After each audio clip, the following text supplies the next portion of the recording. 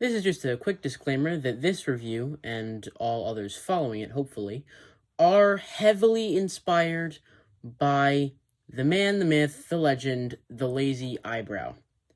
He is a great content creator. He makes amazing stop-motion content. I really think you should go check him out. I just wanted to say this so that no one thought that I was trying to copy him without giving him the credit where credit is due. I just saw his reviews and really wanted to try some for myself. Thank you. Thanks for watching. Well, hello fellow Transformers fans. Welcome to my first iSock stop motion review. Today we will be looking at Seige Astro Train. First off, we have train mode. My goodness, what an alt mode.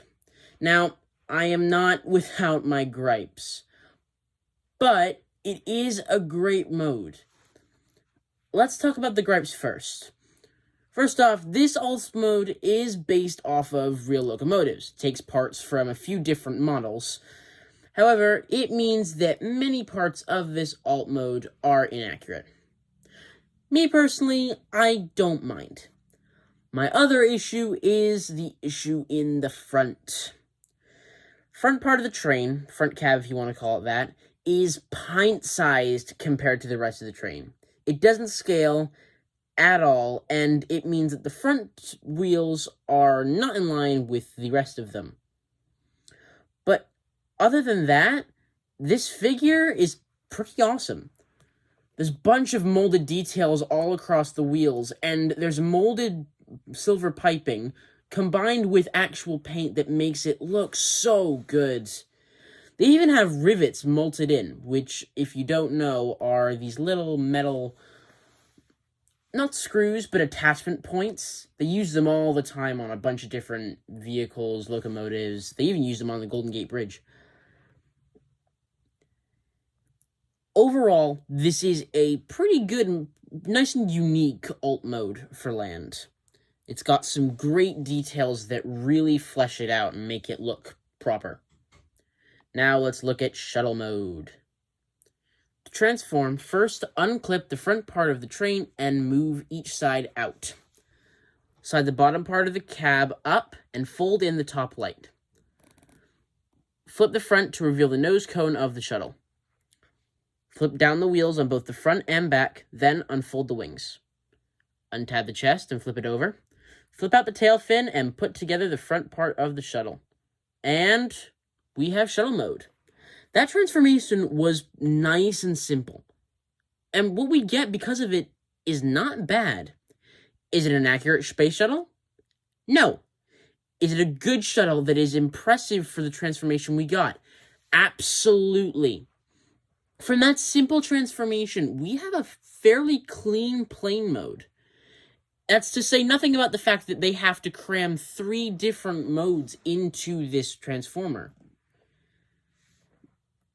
Now, granted, there is a small bit of mess in the middle because there's lots of hollow pieces for where the chest is, but otherwise, the engineering and the visual more than make up for it. I honestly have no gripes about this shuttle mode. My only issue is that the wings are a bit strange. They're a bit too curved in the front, the curve's too harsh, and they don't end exactly where they're supposed to. But otherwise, it's pretty good. The scorching / chip marks on the front are a really nice touch, and there's a bunch of molded lines that add a lot of detail to the figure. Now, robot mode. To transform into robot mode, first untab the front part of the shuttle, fold down these 2 pieces, and unfold the feet. Push them in until they tab. Fold the chest back up and tab it in. Then fold down these tabs. Untab the thruster plate and fold down the wing assembly. Fold the arms down halfway, unfold them completely, and then push the arms all the way down, and you're done. And oh my goodness, what a robot mode. We get such an accurate homage to the original G1 version of Astro Train, and that's just the looks. If we look closer, we can see the stark contrast between the red against both the abs on the purple painting and the red eyes against the silver faceplate. Those two details just make the figure pop so well.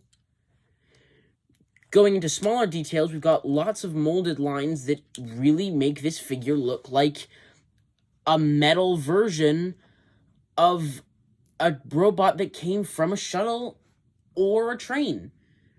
It just looks like a robot. It doesn't look too cartoony, but it doesn't look so realistic that it doesn't pay homage to the original G1. And that's just the visuals. For the articulation, we have almost 90-degree knee bend. Problem is, the shins are a bit too big for it to bend fully into 90 degrees. We have a 360-degree thigh swivel, and a joint that can move the whole leg all the way up and around. Only issue here is that in order to fully move the leg, you do need to flap up the little mud flaps, I guess you could call them. Not really a big issue, but oh well. And in terms of arms, the shoulders fold out, full bicep swivel, and complete articulation from the elbow. The hand can go all the way from facing straight down to facing straight up, and that's just incredible. We don't see that on enough figures. So that's Astro Train. He's a great figure, and he's pretty fun to animate. He's also nice and easy to animate, and the reason I say that is because while the leg posing does leave a bit to be desired, his arms, which is where all of the expression comes from, are just so articulate. They move so well and make posing so dynamic. He's a great figure to add to your Decepticon army. He's big. He's definitely a figure who would be a tank in your arsenal. In my opinion, overall, he is a great figure. Nice and detailed, nice and solid. Definitely worth the money. Thanks for watching.